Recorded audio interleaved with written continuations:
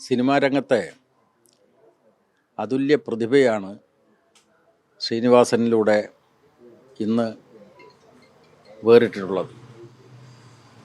ശ്രീനിവാസൻ പാട്യം സ്വദേശിയാണ്, എൻ്റെ നാട്ടുകാരനാണ്.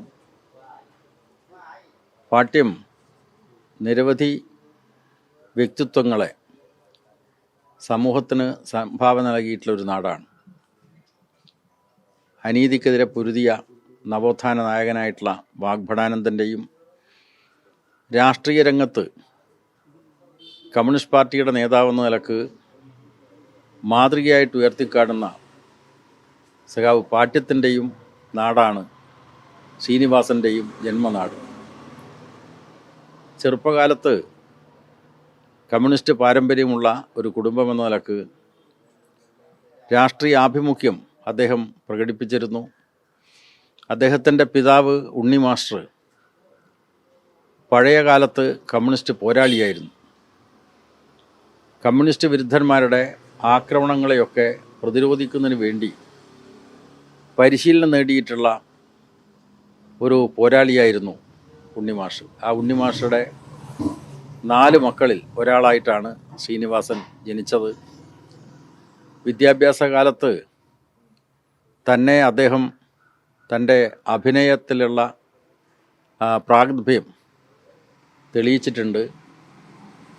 നാട്ടുമ്പുറത്തെ ചെറുപ്പക്കാരുടെ കൂട്ടായ്മയിൽ വെള്ളരി നാടകം അവതരിപ്പിച്ചുകൊണ്ടാണ് അദ്ദേഹം നാട്ടിലെ ജനങ്ങളെ രസിപ്പിച്ചത്.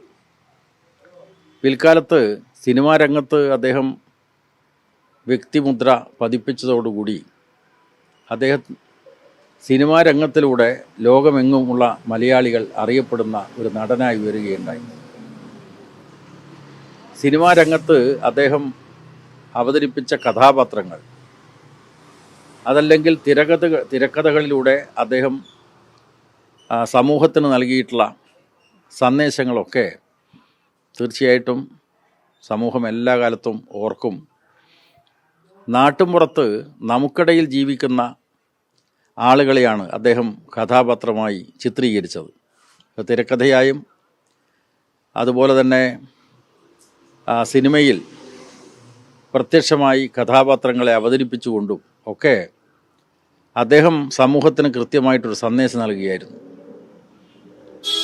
വളരെ ലളിതമായ നിലയിൽ ജീവിതമാരംഭിച്ച ശ്രീനിവാസൻ അഭിനയ കലയോടുള്ള തൻ്റെ ആത്മാർത്ഥമായിട്ടുള്ള കൂറ് സ്ഥാപിക്കുന്നതിന് വേണ്ടി നടത്തിയ യത്നങ്ങൾക്ക് കയ്യും കണക്കുമില്ല.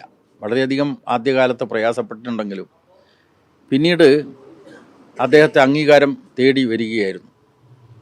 അപ്പോൾ ആ നിലക്ക് അഭിനയ രംഗത്തെ വലിയ നിലക്ക് വ്യക്തിമുദ്ര സ്ഥാപിച്ചിട്ടുള്ള മഹാനായിട്ടുള്ള ആ കലാകാരൻ്റെ വേർപാടിന് മുന്നിൽ ഞാൻ എൻ്റെ അനുശോചനം അറിയിക്കുകയാണ്.